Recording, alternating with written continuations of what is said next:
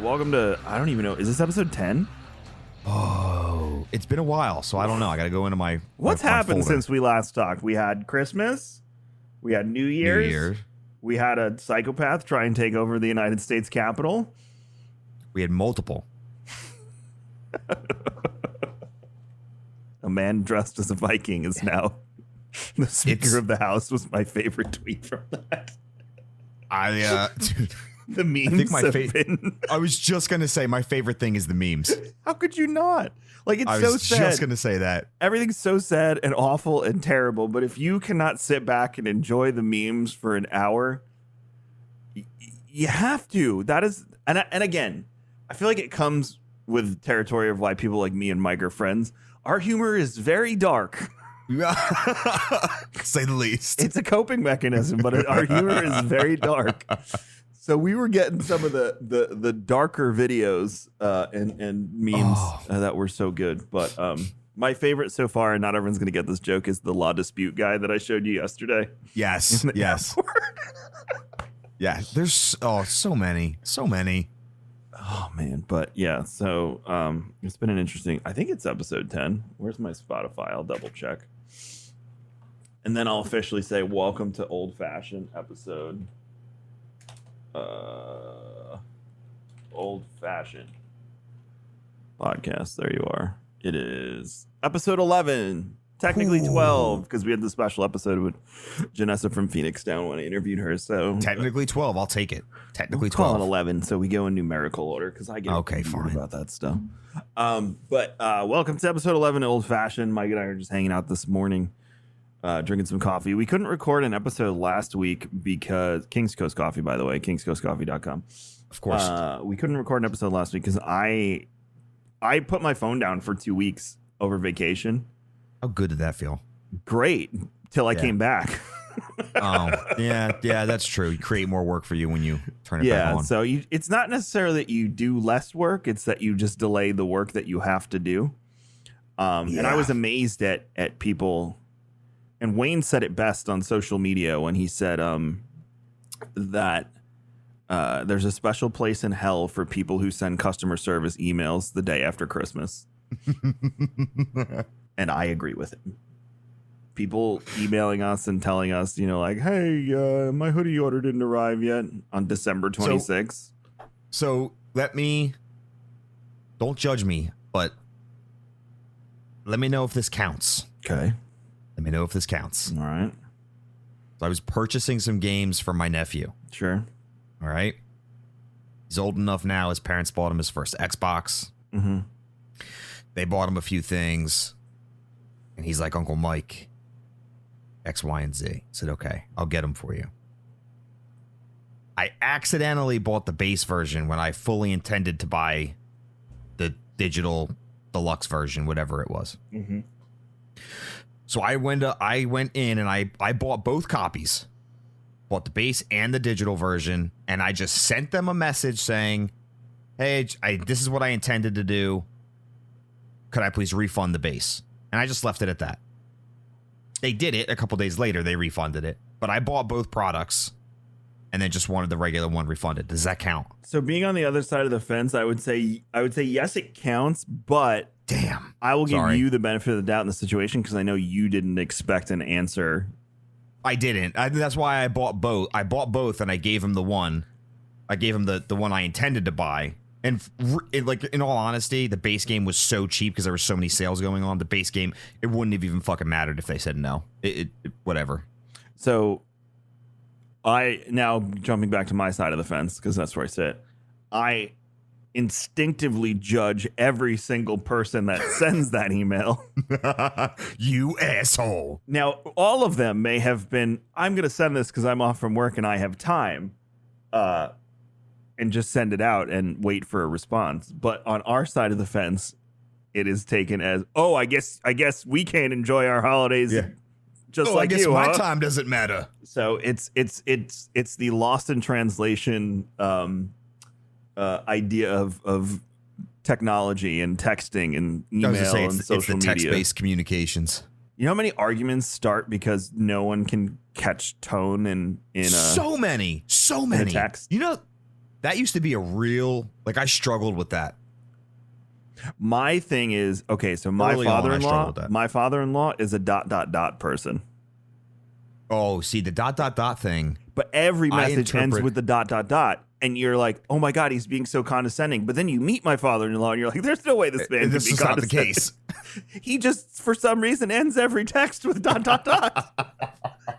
I don't know why. Grammatically speaking, see, if I see the ... I immediately interpret that as You're like, look at this motherfucker. Exactly. That's how I interpret it. That's not his intention at all. That's just. Oh wow, yeah. There you go. Case in point. But Miscommunication. he's a lawyer. Like, how many things has he written to someone on accident that they've been like, well, look at this guy. I guess he does want to go to court. Oh man. Yeah, there's that. I've gotten into fights in the King's Coast chat with Wayne because you can't see tone. Like, he'll say something and I'll respond, and then I won't mean it that way, but then he gets all amped and I get all amped, and it's all because you don't know what you're saying, or the other person's reading what you're saying in a way different tone. I want to know, like, how many global decisions have been made because of a text or an email that was taken out of tone? How many breakups, things like that? Think about it. So, shit. I guess we really wouldn't. So, well, we weren't born into it. We were raised. Exactly. Like, we kind of went through it as it was coming up. Right. Like, I remember when a text cost money.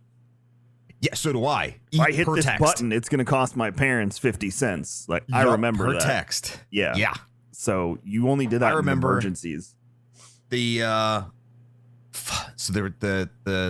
school had the payphones, and parents would preload the cards, preload the calling cards, and you'd call after practice to come pick us up.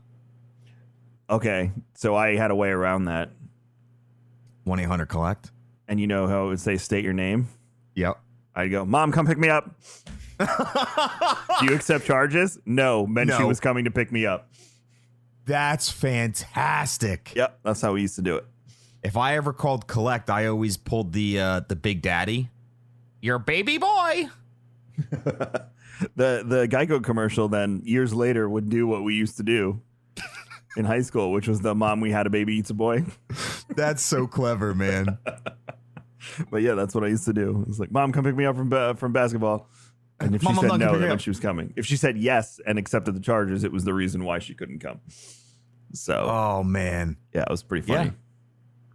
That's probably why they went out of business, was kids like me scamming them. Because you could do it to your friends too. You can be like, "Yo, meet me at 7-Eleven in I can say where I used to live, in Deer Park, and we accept charges." No, meant they were on their way to 7-Eleven. Damn, yeah, that's smart, man. I like it. That's clever. But I mean, like, how many? That's out of the box thinking. How many breakups have occurred between lovers over the years of just a text that was taken out of context, out of tone? I'm sure many a fights, bare minimum. I remember. So I mean, you remember, like, you'd be in a fight, or it was like a bad day at school with your girlfriend, or whatever the case may be, and you got home, and unless you had your own fucking phone line in your room, which I did not, there was no way, you had to share the phone with everybody else in the house and incoming calls.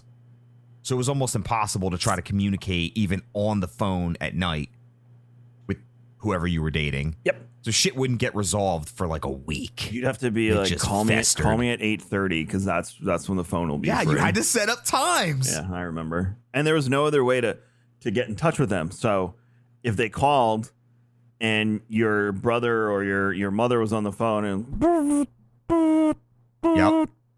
Yep. And then they get more irate because, why isn't he answering? Did he take the phone off the hook so he doesn't have to talk to me?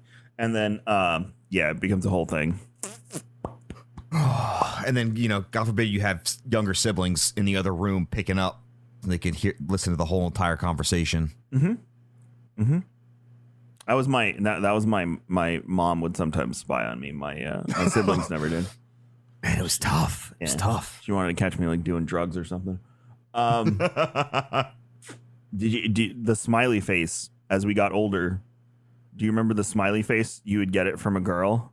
You'd be like, Does she mean, or is she just smiling? Or is that a symbol of that I don't, why? And all it was an emoji, and it would drive you insane. My wife used to do that to me when I was dating, and she swears to this day that the smiley face was just a smiley face. And I still to this day say, that's bullshit. You were flirting. It's a flirt. It's 100% a flirt. It has to be. But it's not always a flirt. That's the thing. She's right. But in her case, I say she's wrong. But yeah, in your context, it was a flirt. Right. Because you ended up married, so it had to be. You also have to remember the scope of emojis we had to use back in the day is not even a smiley face, frowny face, winky face, and that was about it. You can now convey sarcasm. We couldn't convey sarcasm through emojis back in the day. Nope. You can convey disgust. You can convey... I think we had crying. We had crying back in the day, didn't we? What else? I'm trying to look at my keyboard and think about what we would have used for that. I remember remember the poop emoji was a big one when it came out. Oh, yes. Little swirly guy. Everyone interpreted it as it's an ice cream top. It's pudding. I didn't. I used it as a bullshit emoji. It 100% was shit. Always shit. Was never anything other than shit. It is. You remember when you would get so good, all you had to really do is see the, like, read the screen, read the text message. And then back when texting, you had to, triple press for a letter. Mm-hmm. And you would get so good in your pocket, you'd know exactly what you were texting without even looking at the screen. Yep. I that was honestly, I can still text blind for the most part. Like, I could sit here talking to you like this, and for us, it's almost the same way because we have the swipe keyboard. Mm-hmm.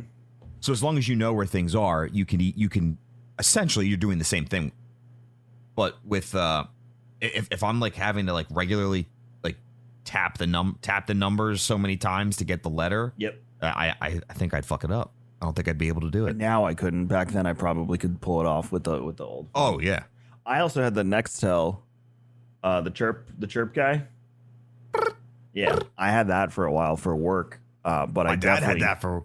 I remember when they came out. My dad got them for, I think, 2 or 3 guys at his work. Those things were bricks, man. They weren't as big as you'd think. Plus, I had the holster, man. Come on. Everybody had a holster. You hear a chirp, you whip it right out and chirp back. How old? I must have been like late teens when that came out, and I had it for work with my parents. I wasn't allowed to use it as a phone. My stepdad would only let me take it to and from work. Emergencies only. But I would start like putting my friends who had Nextels in there too, and we'd be chirping while I was at work. Right, because the chirp was free, but like the calls and stuff and the texting was the chirp. That was the whole advantage. That was the whole which was because the plans back in the day were ridiculous. My stepfather had the Zach Morris phone for work at one point. So did my mother. Oh my god, the big brick. Yep, and you had like a shoulder strap for it to walk around with it. Walking around like fanny packs are fashionable. Yeah, they had it for work. It was pretty, because that was back when they had those two in the business they worked in travel. They had in limousines and whatnot. They had the phones, the too. bag phones. Yeah, that would sit there so you could make calls. So that's how they communicated with people. Man, it's come a long way. Honestly, if they came out, I know they came out with the Razor, but it's not the same shape. No, and so I'm not willing to accept it as a Razor. No, it's not a Razor. I want that phone back. Give me like the new technology, but I want the exact phone. Were you a BlackBerry person? I did have a BlackBerry. I was more of a fan of Sidekicks than I was the BlackBerry. So I had a bunch of friends with Sidekicks, and I went the BlackBerry route because Danielle had the BlackBerry, and we were like seeing each other before we were dating, and you had BlackBerry Messenger back in the day. Mm-hmm. So because I was trying to date her, I got a BlackBerry so we could use BlackBerry Messenger. Dedication. Wait, I'm not done. Because it would say if she read the message or not. Oh my god. So I got that one. This story would be mega creepy if I didn't marry my wife, honestly. Oh, So, and then I remember I got the Bold before her, and she was so mad because I had a nicer BlackBerry than her. jelly. And then I got the iPhone before her, and she was really mad that I switched to iPhone. So I had one or two Blackberries, and it wasn't like a bad experience with that. I think I was just a late adopter, more or less, and so it didn't I didn't benefit from it as much. I had the Curve first, I think, and then I had the Bold. I love the Sidekick though. The little one that came out, I forget which BlackBerry that was. Danielle got it and she hated it. It was the smallest BlackBerry they made, but one of the newer ones. I think it was actually one of the downfalls of it. But yeah, I think it was the Curve and then the Bold that I had. I know I had the Bold. But man, I remember Palm Pilots. You remember Palm Pilots? Oh my God, yes. My stepdad had a Palm Pilot. Those things were early business pads. Borderline worthless calculator. Pretty much. It didn't do much at all. Speaking of which, you remember being in school and all you heard from like 50% of your teachers was, "You're not going to have a calculator in your pocket to do this. You got to learn the equation. You got to memorize how to do the triangles." Don't you hear that in your head? And then you hear it was at this point she knew she fucked up. Dude, every day I take my phone out and I do everything. These motherfuckers. I have a mini computer in my pocket 100 times more powerful than the PCs we used in school. And you're not gonna have a calculator in my really. I could do advanced fucking equations on this shit. I legitimately everything it's worthless. Well, I can do math in my head pretty well, but I tend to double check it with the calculator in my pocket. I can do math in my head, but you remember how many times a day would you say you're multiplying fractions? 0. Again, it's industry dependent, of course. Like a chef's probably going to do that. Percentages I do all the time. Percentages, yeah. So exactly. So, and I don't deal with percentages every day, but I deal with just other basic adding, subtracting, multiplying is a daily thing that I deal with. But like fractions and shit. Oh, what's 3 23rds time? Fucking take my phone out. Take my phone out. What? How many cups to equate to half a whatever? I still have to Google most of that. I'm so bad with conversion. Conversions. Yep. Go right to the phone. Especially a lot of the recipes and whatnot I get are international, and everyone's got different conversion rates for things because the Americans insist on freedom metrics. So yeah. It's 50 kilometers, which is funny. Anytime you hear like a military person talk and they're describing distance, they describe it in meters. Yeah. Interesting. Never thought Isn't of it? that. Yeah, you're right. Like most of the time when you talk to, how many of them say, "Oh yeah, it's feet," unless it's great distance like a mile, they'll say that. But if they're judging, it's usually you hear meters. And they say click, which is kilometers. Mm-hmm. Like 50 clicks is 50 kilometers. That's interesting. Yeah, funny to think about. Your everyday is inches and feet. Freaking freedom metrics, dude. It's just strange, isn't it? I don't know. Can we talk about Rob homemaking Taco Bell food?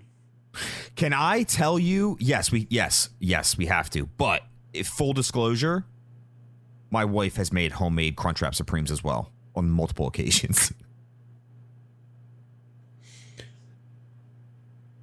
Damn it! That just ruined everything. I know. But I had to be honest with you, and I had to be upfront. 100% we have done that, and I would they are have eaten delicious. the Crunchwrap that Rob made, but the whole point of this, Mike, was to go in on Rob for no reason whatsoever, like we always I had do. to be honest. You took it away. I'm and sorry. then we were going to compliment Pete's beautiful, homemade, that rustic, margarita pizza. oven-baked margarita pizza with homemade sauce. I'm so over under on how, well, I guess he would have to move to his isolated location first, but was going to say over under on how long before he has a legit fucking brick oven in his backyard. Pete? Yeah. I would say he'll build one after he leaves Long Island. That's kind of what I'm thinking. Yeah, he'll move first, and then, but I can see him building like a full primitive, like not primitive, but outdoor brick kitchen. Inspired kitchen outside. He'll do an outdoor kitchen. I'd love to too, extend mine, but at this point, I'm not. They came back with when we refied with the appraisal, and holy shit, I was shocked. The woman's like, "You're sitting on such a good investment." I couldn't believe it. Speaking of investment in real estate, I went down a rabbit hole on YouTube about just intrigued and wanting to do more research, especially on the housing market, because it was such a boom in 2020 with real estate that went up. Scared that we'd have a repeat of the early 2000s with the real estate market, and I kind of went down a hole how like the trending market and how the early 2000s, how that even happened with the real estate market, and to compare it to today where the values are just so high, and the difference is how things are being handled differently. It's crazy. I find that stuff interesting. The information that's out there is crazy. I look at, and again, this is me not like pumping up Tampa or anything. These are all facts, but living in New York, I think it's interesting how New York went from Manhattan is the place to COVID pretty much just like taking the legs out from Manhattan. Will Manhattan bounce back? Yes, but Manhattan's going to have to go through a period like it did in the 1970s where crime is an issue, safety is an issue. These are things that, and I believe this was going to happen anyway. I think COVID just hit the fast forward button because the way that state and that city was spending money was like, a kid with dad's credit card. Right. And looking at New York and looking at all the business, this is the kicker. Two things have happened. People are moving out to Long Island and to upstate New York because they no longer feel justified paying Manhattan prices. So the market on Long Island, I don't know so much about upstate. I'm going to assume it's the same, has shot up. As Wayne, who just bought a house, told us, everybody's trying to buy on Long Island because they're trying to leave the city. Plus, with COVID, everybody wants more space now. I live in a house with a yard and a pool and everything, and I'm sitting here looking at mountain ranges in freaking Montana and Utah. I know. Like, I wish I was there. I know, so do I. So, grass is always greener, though. I know. It's yeah, inevitable. as soon as you're there, you're like, there's nothing to do. Oh, I wish I owned the whole mountain. So, looking at that and then looking at Tampa, where I live now, is so interesting because Tampa, our real estate is doing good. It's not doing like amazing, but our luxury real estate is through the fucking roof right now. People are leaving. Rich people are leaving for waterfront properties, places where they can own a boat and do all that stuff, and they're buying here. And California is no longer an option because they're under similar issues in New York. No, businesses are coming over into Florida. What the fuck? I was just reading like a really good article on this, and I forget where I saw it. A few major financial firms have moved to downtown Tampa. There's a huge influx on both basic residency back into Florida, as well as businesses coming back into Florida, right? Specifically as a result of all this shit that's been happening, and not even just the political front, but just like it's less general. Political and more financial. It's more the right. No state income tax. Right. So when you're Texas an employer, has too, and Texas is being flooded by the West Coast. Yeah, same thing. So it's the same thing. Elon just moved Tesla to Texas, right? I wouldn't be surprised, but I believe that's what happened. So it's for Florida again. It's not really political. It's more financial. You can if you work from home, you can have a better quality of life because now there's no more. Well, it still exists and it needs to go away. The idea that you pay your employee based on where they live if they work from home is absolute horseshit. Like, aside from knowing where to mail their check, you should not have a say in them making X amount of dollars because they live in Delaware. It doesn't really matter if the company's based in Oregon. Like, why would that make a difference? So that needs to go away, and I think it's on its way out. But the only difference Go ahead. The only difference would be is it like, so like let's take my state for example. I live on the east coast of my state. If I lived central or west side of my state, and if the company was based out of there that I worked for, the cost of living out there is so much lower than it is on the east side of the state. Right. That if they based their salaries on what surrounds the company, I would be making significantly less than what I would be making if they based it on my address on the east side of the state. That's the only thing that I can think of. And because I agree, like where I live shouldn't put a cap on how much I make. Yep. It shouldn't. You shouldn't, in my opinion, if you're going to do that, it should be whichever of the two is higher. I mean, Rob works in South Carolina and he gets paid on I don't know where his company's based, and I wouldn't say it anyway. But let's say for argument's sake, he gets paid on a New York salary because he works remote and lives in South Carolina. And I think that's completely fair. Like if you get that job, you know you're going to stay remote, whether you have to travel to the office post-COVID, obviously, how X amount of times a year. If you're down for that, why should it determine where you like your salary should have nothing to do with where you live at that point? Exactly. The job salary should be the job salary. Because it shouldn't be the job salary coupled with where you live. If you get that job and you want a better quality of life, you should be able to go wherever the hell you want. Exactly. You know, so it's like if you're looking at it, it should be so like the example I gave, if I'm looking at it and the company says this is the salary, boom. Right. I'd say, okay, well, that's not a salary acceptable to me. So I'm going to keep on moving. I'm going to keep looking. But to interview or to reevaluate a salary now that work from home is in place and businesses are seeing it as more financially viable, you shouldn't then get to dictate, well, we're going to now reduce your salary be based on where you live. No. That's not cool. That's not okay. Yeah, I agree with you. But that is one of the advantages to moving to one of these states. I know income tax plays into where your company is based. So you might have to pay income tax based on how they do that. But overall, Florida can provide quality of living financially that is competitive to living in a major city. You know, if you go to Miami, you're going to pay Miami rates. But if you go to Tampa or Orlando or Jacksonville or one of those places, you know, you can get a more. I like living in Tampa. I think Tampa's a good medium to sort of a big city life, but it has a really good suburban sprawl. Danielle was explaining to me too the reason Tampa or Florida, the way they build is out because they don't really build up here. So that's why everything is so spread out when you come down. Is that because of like the storm systems and the weather? Storm systems, weather, you know. That makes sense. Foundation, everything. Because everything's sand if you start digging. Yeah, that makes a lot of sense. I didn't even think about that. The other thing, so, and with this whole work from home thing, and my wife benefits from it. And I love it. And it's great. And it just makes sense. And I never even put together, like I never even thought about that because, and I'm not going to say where her company's based out of, but it's nowhere near where we live.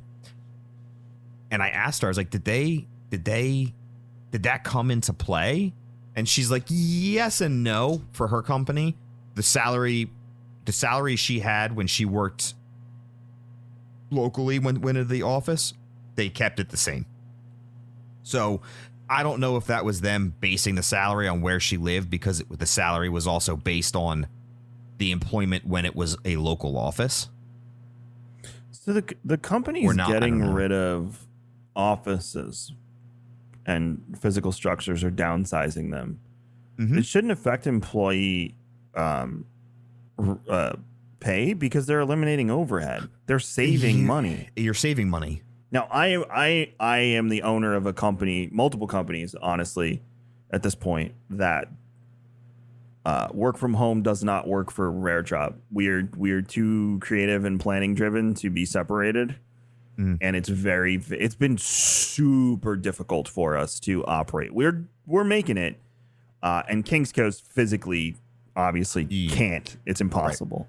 Right. So, you know, in an instance like that, I'm fine with work from home for other people, but I'll say for my team and what I do, it doesn't work. But for Phoenix Down, they all work from home. You know, they don't really need an office right now. They have the tools and the ability and the supplies to do everything they need to from home. Yeah. You good? Yeah, I'm fine. Sorry. We can cut this out. I'm reading a silly comment. I'm responding because, you know, text-based tones. All right, so we won't cut it out. You guys can just enjoy that silence for a few seconds.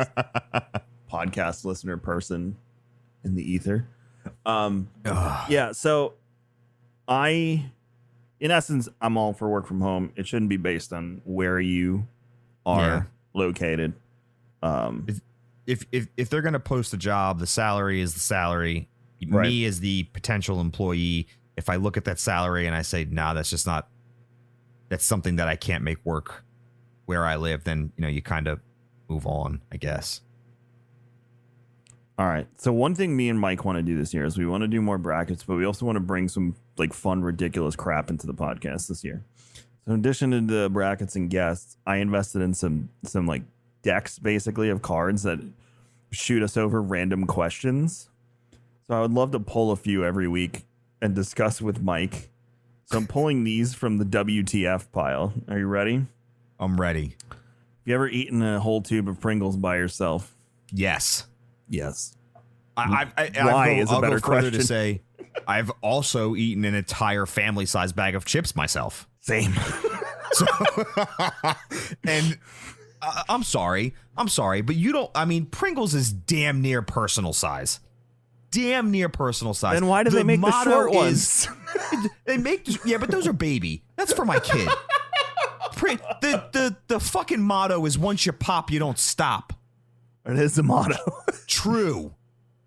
I have to be physically. If you put sour cream and onion tube in front of me, forget it. I need to be physically restrained at some point to stop eating those, unless I'm like puking. No, I absolutely. And you know what? I would go a step further and say if you haven't, you're committing a sin. Oh, this is a good one. Do you have a birthmark and where? Do I have a birthmark? No.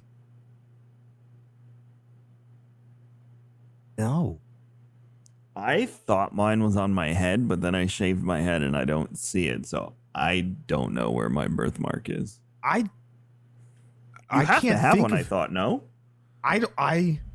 Let's look. I mean, I have like blemishes, but I don't know if I consider that like a birthmark. I knew a kid in school had a birthmark, like you said, on his head.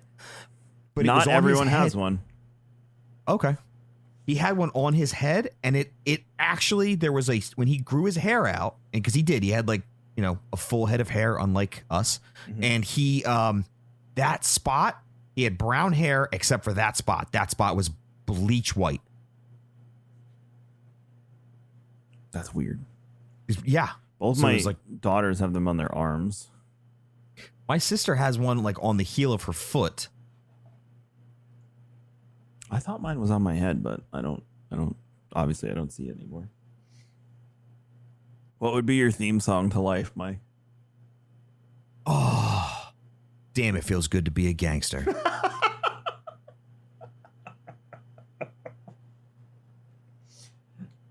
Yeah, there's many times throughout, I would say daily, that I wish I could have a publicly playing soundtrack.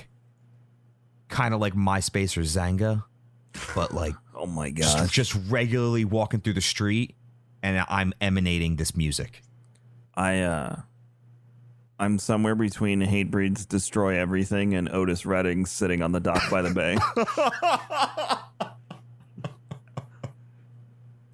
So you can all figure out where that'll all materializes and comes together. But that's where I am. That's where I'm at mentally. I don't know. What would you write a book about?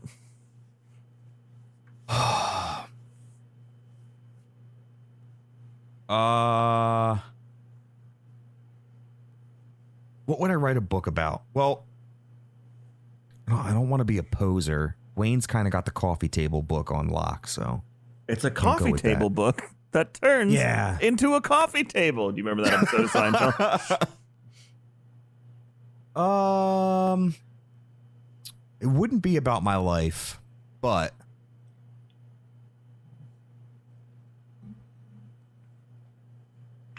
fuck. You know what sucks is I'm so influenced by everything that, like, the media I already consume that I would be essentially regurgitating. Like, super into dark fantasy, right? So, like, Dark Souls and Lord of the Rings and shit like that, that I feel like anything I would put out would just essentially be replicating those to some degree. But isn't everything borrowing from something else at this point? Yes. I mean, unless you're the OG. But even well, I mean, at this point, where we're at now, these stories are, even Lord of the Rings is based in various mythologies.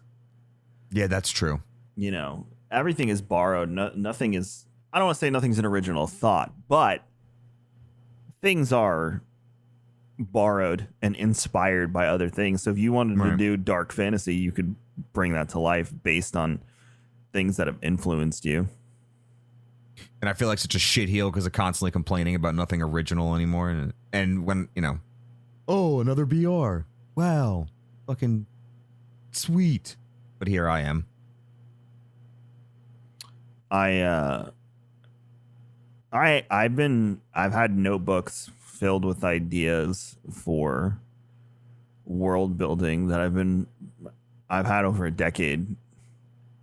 I think there's 2 notebooks I have. So why don't you start writing novels? I don't know. I can't write a novel. I know I can't, but I can build a world and have someone ghostwrite a novel for me. Or I can take it to animators and storyboard stuff, or I can try and sell it to somebody that wants to make a game or a movie or a TV show. That's true. So all the above.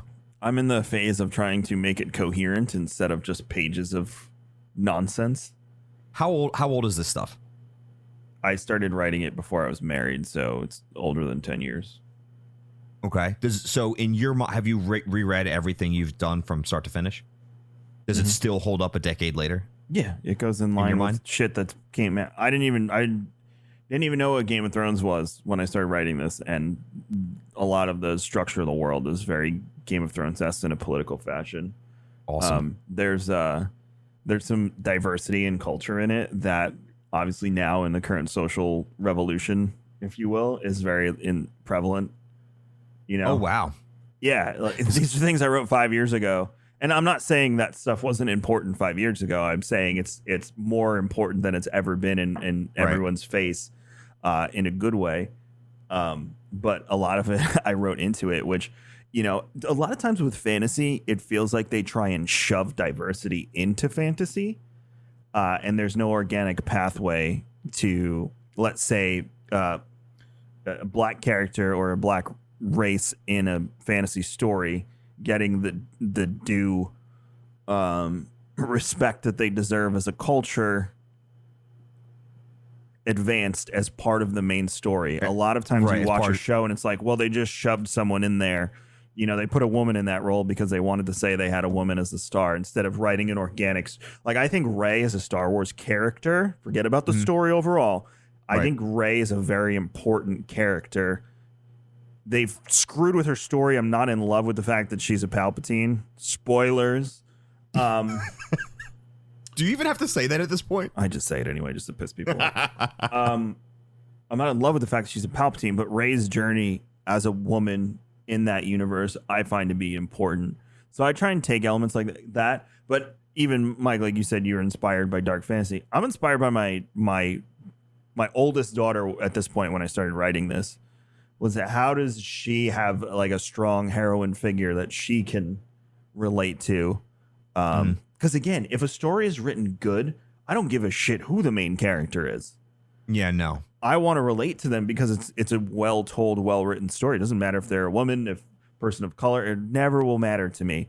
Mm-hmm. But if it's a poorly written story and they shoved someone in there to just say that they did that, that's bullshit. So the way I looked at it, and this was years ago, was that I can take this group of people and make them a central part of the universe because of X, Y, and Z.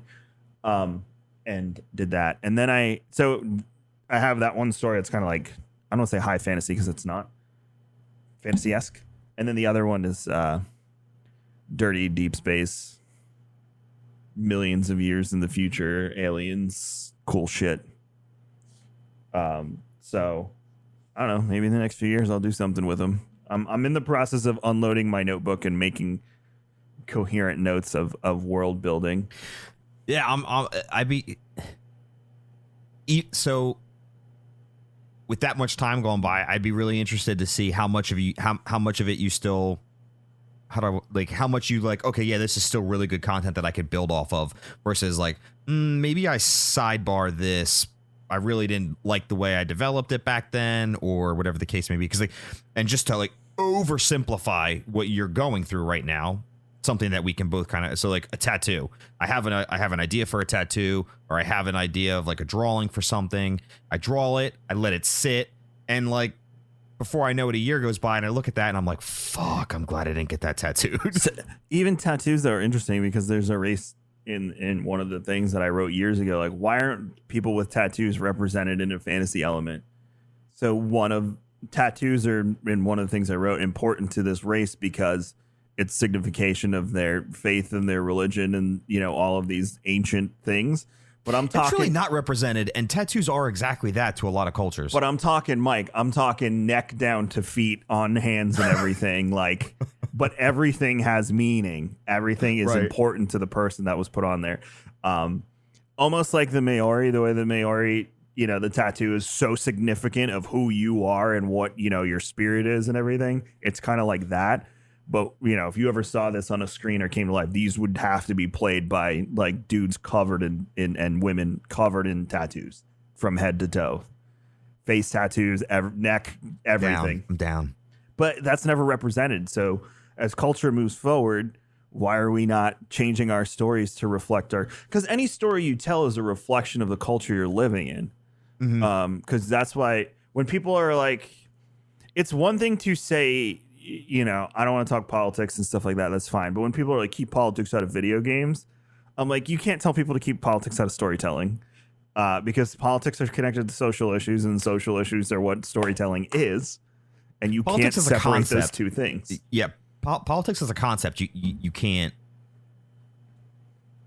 You're never going to not have that. It'll always be there. People got mad at Last of Us. You didn't play 2, right? No. I can't say them. But the reason they got mad at it was because you played 1 though, right? Mm-hmm. Was because this game alters your perception of Ellie. And you don't want that after you played the first game and you became so attached to Joel and Ellie. Okay. And there's a social commentary that goes along with it of why. And it's not what you think. You have to play it to understand what the commentary is. It's not what you think. It's more, honestly, it's less social and more emotional. So when you play it, you'll understand what I'm saying, but people didn't like that because it altered the view of a character, but it also gave a different point of view of that character. And that is why I loved it, because I didn't walk away from the game like, I feel like that was so good. What an ending. Fantastic. I felt sick.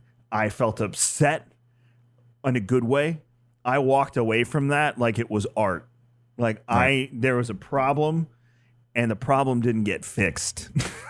See, and then so I needed, dude, I finished that stream and I went in the kitchen and I grabbed the Jack Daniels and I poured it neat and went outside. Daniels you like, needed to decompress. You okay? And I'm like, I finished Last of Us. But just wait. Didn't even get ice. Just drank it neat. there's I get people saying politics, whatever, and people who say that generally they are just so they've drawn that hard line and they fall on the other side of that hard line. And for whatever reason, they still want to support the product, but they don't because they fall on the other side of that line. And I just don't get drawing the line to begin with.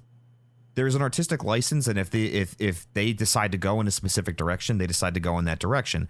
Not all games go in the same direction. Not all games try to convey the same thing. So if you really don't like it, you can play another game, but respect the artistic direction of whatever's happening or whatever the story that they're trying to tell. It's okay. It's fine. I don't get the idea of drawing that line and taking a side. I just enjoy the product for what the product is and move on. Well, it's not really politics at that point. It's you didn't tell the story the way I wanted the story told. You know, that's what it comes down to a lot of times. Right. But I mean, like, so, and again, admittedly, I didn't really dive. I know there was a lot of controversy. There was a lot of angry people shouting into the Twitter, black hole that is Twitter, about that game in particular. I didn't get into why it was so negatively perceived. And some people went so far as to say, like, it wasn't a good game or it wasn't X, Y, and Z, which is probably, I would assume, way off base because the game looked amazing. It just graphically, it looked fantastic. And their storytelling in 1, there's no way it didn't follow through to 2. So it followed through to 2. Right. So big objectively, that's probably a really bad. It's probably not a. I'm so emotionally roughed up by that story that I would love to play it on PS5 again. And I probably won't do it for years because it's that heavy. I don't want to relive it right now. Especially like while we're in quarantine and COVID and, all of this stuff. It is too much of an emotional roller coaster of a ride to relive Last of Us 2 on PS5. Like maybe when, my kids are a little older and I'll go back and I'll give it another run on PS5. But like right now, today, I couldn't do it. I couldn't emotionally handle going through that journey again because it just messed with me. See, and but Ghost of Tsushima was super, like, that was a journey as well, but that was more of the traditional family honor, et cetera, but I would do that one again tomorrow on PS5. Right. It's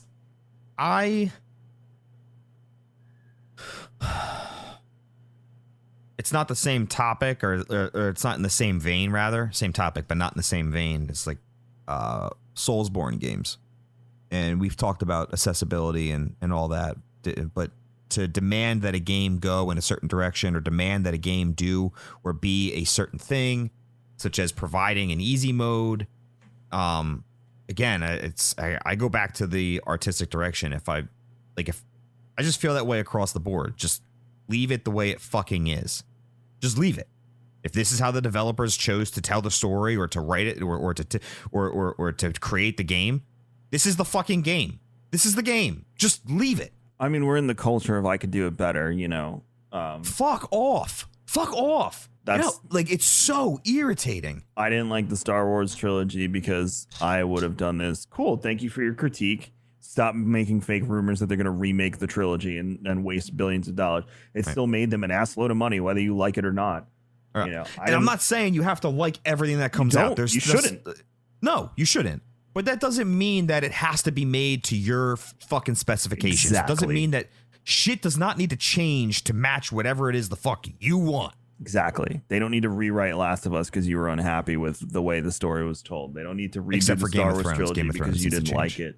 They don't need to redo the last season of Game of Thrones because it was an absolute shit show. They're not going to, but it ended, and that's how it ended. And if you go back and watch Game of Thrones all the way through, it's season 8 stings a lot, or 7, 8, I don't remember what it was, 7. It stings a lot less because you know what's going to happen, and you can enjoy the linear path of not having to wait a year and a half we waited for that? Yeah. You don't wait a year and a half to be let down like that. You can just fly through it. So things like that do sting less down the road as a complete story. People hated Mandalorian like 4 episodes in season 1, and now it's, oh my gosh. So, Did you finish it? No, I did not yet. Michael. Dude, I dove. I'm such a piece of shit. I can binge that no problem. And I'll go on to Netflix. I find Manhunt and I binge both seasons of Manhunt in like less than a week. So good. I just caught up on The Expanse yesterday. I keep seeing that. Is it good? Don't tell me because I need to watch The Mandalorian and then we'll talk about The Expanse. You also need to watch Vikings and The Last Kingdom. Have you watched Rock and Rolla yet? It's in my Netflix queue. Yeah.